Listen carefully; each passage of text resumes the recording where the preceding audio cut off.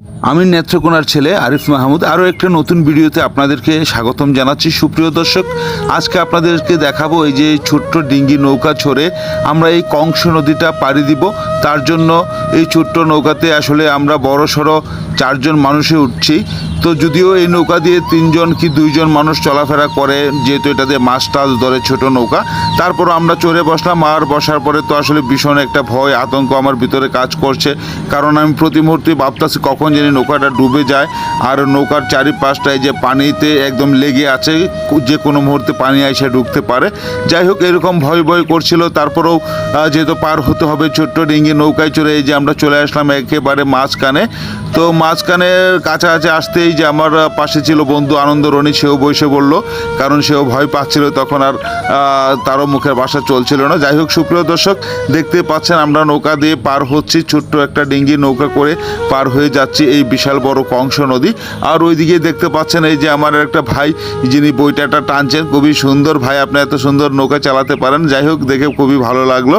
তো যাই হোক সুপ্রিয় দর্শক, শুধু উনি একাই নয়, আমার পিছনে রয়েছেন আরেকজন মাঝি, তো উনিও আসলে নৌকাটা চালাচ্ছে। তো আর এই যে আমি বসে রয়েছি। তো সুপ্রিয় দর্শক, এই দেখতে পাচ্ছেন এই যে আমার পিছনে একটু জুম করে দেখায় কাকাকে, কাকা কত সুন্দরভাবে নৌকার দাঁড়টা টানছে। আর যদিও নদীতে প্রচণ্ড স্রোত ছিল, তারপরেও আমি আর আসলে একটু একটু ভয়ও করছিল। আর ওনারা আমাকে সাহস দিচ্ছিল যে না, কোনো কিছু হবে না, সমস্যা নাই, আমরা সঠিকভাবে যেতে পারবো। তো এই কিছুটা ভয় কেটে গেল।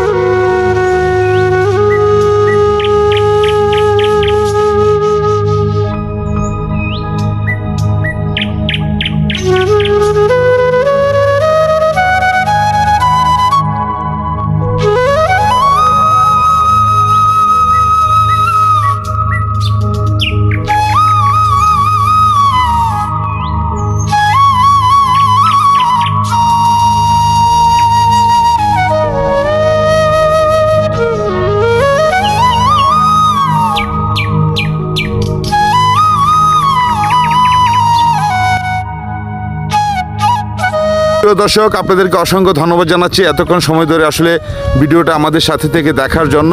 তো ভিডিওটা কোথা থেকে দেখছেন আমাকে কমেন্টে বলে যাবেন, কারণ আমি দেখতে চাই আমার ভিডিওটা কোন কোন এলাকাতে যায়। আর আমাদের নেত্রকোনার মানুষ যারা আছেন তারা তো অবশ্যই কমেন্টে বলে যাবেন কোন এলাকা থেকে দেখছেন, কোন থানা থেকে দেখছেন। তো সবাইকে অসংখ্য ধন্যবাদ জানাচ্ছি। আর আপনাদের লাইক কমেন্ট শেয়ার যদি পাই, তাহলে এই ধরনের সুন্দর সুন্দর ভিডিও